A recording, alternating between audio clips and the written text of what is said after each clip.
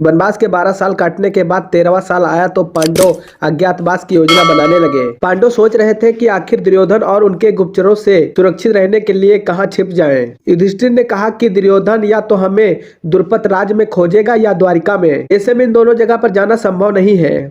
इस बीच अर्जुन को मत्स्यराज विराट नगर की याद आई। अर्जुन ने कहा कि मत्स्यराज विराट बहुत ही नेक और धार्मिक व्यक्ति हैं। वो हमारे चचेरे भाई दुर्योधन से घृणा करते हैं, इसीलिए निश्चित तौर पर वो हमें संरक्षण देंगे और वहाँ हम सुरक्षित भी रहेंगे। सबने अर्जुन से सहमति जताई। महाभारत की कथा में पांडव जब अज्ञातवास भोग रहे थे तो सभी पांडव कौरवों से बचने के लिए भेष बदल कर विराट नगर में रहने लगे, जहाँ पर पांडव और द्रौपदी एक सेवक बनकर समय व्यतीत करने लगे। युधिष्ठिर राजा विराट के मंत्री कंक के रूप में कार्य करने लगते हैं। अर्जुन बृहन्नला नाम के एक किन्नर के रूप में वहाँ की राजकुमारी उत्तरा को नेतृत्व सिखाने लगते हैं। भीम बल्लो के रूप में खाना बनाने लगे। नकुल ग्रंथिक के रूप में घोड़सवार और सहदेव तांतिपाल के रूप में चरवाह का कार्य करने लगते हैं, जबकि द्रौपदी सुंदरी के रूप में रानी की सेवका बन गई। कीचक विराट नगर का सेनापति और महारानी सुदेशना का भाई था। कीचक के बारे में कहा जाता है कि वो अहंकारी और दुष्ट था और बहुत जिद्दी भी था। एक बार कीचक अपनी बहन सुदेशना से मिलने उसके महल में आ गया तो उसकी नजर द्रौपदी पर पड़ गई। द्रौपदी को देखकर कीचक मोहित हो गया और द्रौपदी को पाने की कामना करने लगा।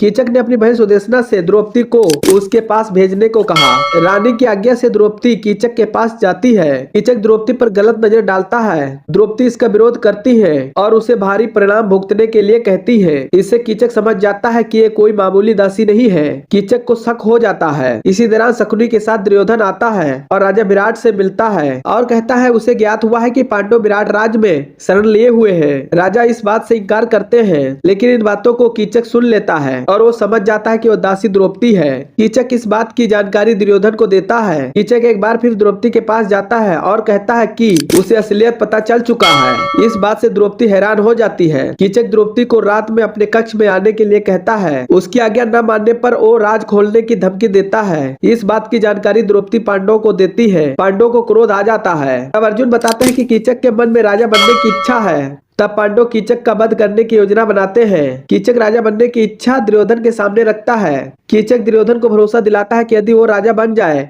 तो पांडव की हत्या करा देगा। शकुनी दुर्योधन को समझाता है कि पांडव अब कीचक को नहीं छोड़ेंगे।